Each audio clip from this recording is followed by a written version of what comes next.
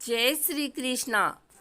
आइए सुनते हैं भाद्रपद मास के 8वें दिन भगवान कृष्ण की अनोखी कथा। एक बार की बात है, एक संत जंगल में कुटिया बनाकर रहते थे और भगवान श्री कृष्ण का भजन करते थे।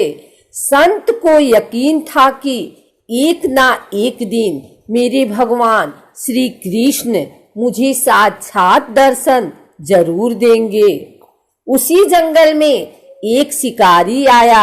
उस शिकारी ने संत की कुटिया देखी। वह कुटिया में गया और उसने संत को प्रणाम किया और पूछा कि आप कौन हैं और आप यहाँ क्या कर रहे हैं।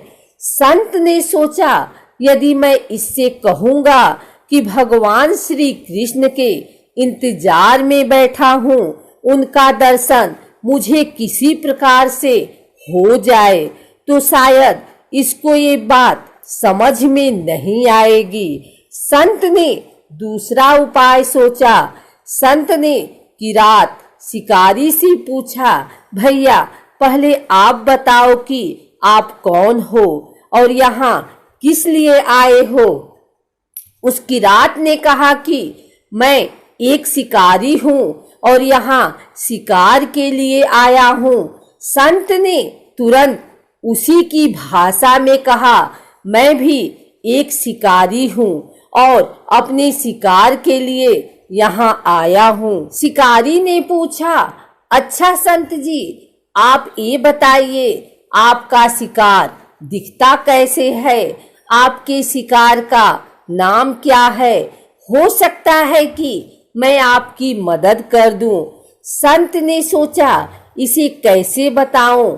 फिर भी संत कहते हैं, मेरे शिकार का नाम है, वो दिखने में बहुत ही सुंदर है, सांवला सलोना है, उसके सिर पर मोर मुकुट है, हाथों में बंसी है। ऐसा कहकर संत जी रोने लगे। किरात बोला, बाबा रोते क्यों हो, मैं आपके शिकार को जब तक ना पकड़ लूं तब तक पानी भी नहीं पीऊंगा और आपके पास नहीं आऊंगा। अब वह शिकारी घने जंगल के अंदर गया और जाल बिछाकर एक पेड़ पर बैठ गया। यहाँ पर इंतजार करने लगा।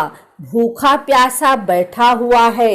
एक दिन बीता, दूसरा दिन बीता और फिर तीसरा दिन। भूखे प्यासे किरात को नींद भी नहीं आई। बाके बिहारी को उन पर दया आ गई। भगवान उसके भाव पर रीझ गए। भगवान मंद मंद स्वर से बांसुरी बजाते आए और उस जाल में खुद फंस गए।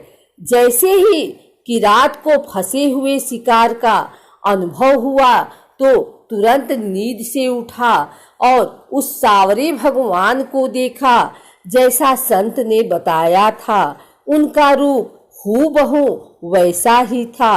वह अब जोर जोर से चिल्लाने लगा, मिल गया, मिल गया, शिकार मिल गया।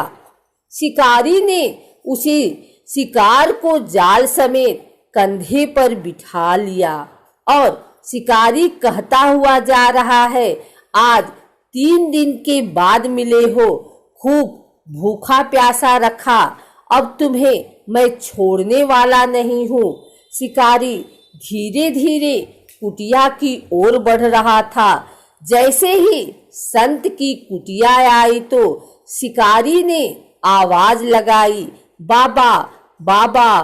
संत ने तुरंत दरवाजा खोला और संत उस किरात के कंधे पर भगवान श्री कृष्ण को जाल में फंसा देख रहे हैं। भगवान श्री कृष्ण जाल में फंसे हुए मंद मंद मुस्कुरा रहे हैं। किरात ने कहा, आपका शिकार लाया हूँ, मुश्किल से मिले हैं। संत के आज होश उड़ गए। संत किरात के चरणों में गिर पड़े। संत आज फूट फूट कर रोने लगे।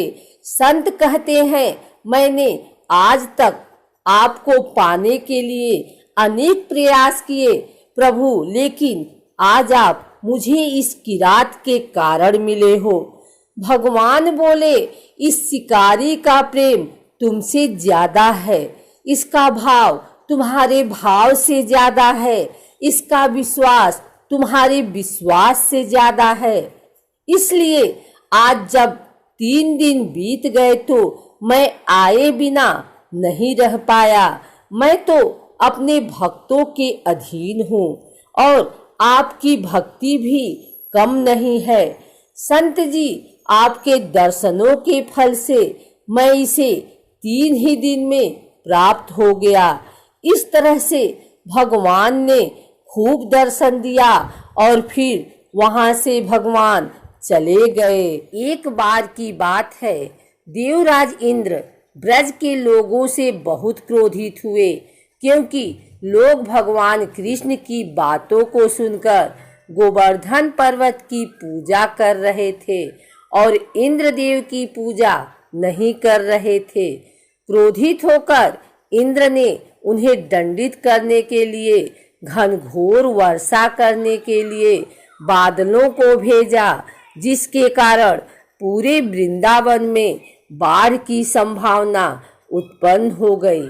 आदेश देते हैं, वृंदावन के ऊपर काले मेघों में अत्यधिक वर्षा करना शुरू कर दिया।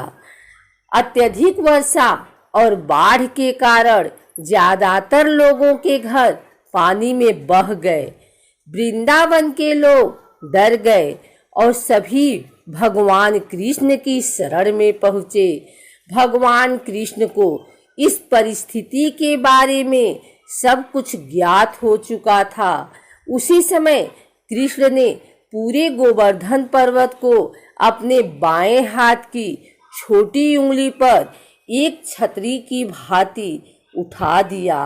वृंदावन के सभी लोग और गाय एक एक करके गोवर्धन पर्वत के नीचे आने लगे और इस प्रकार कृष्ण ने वृंदावन के लोगों की जान बचाई।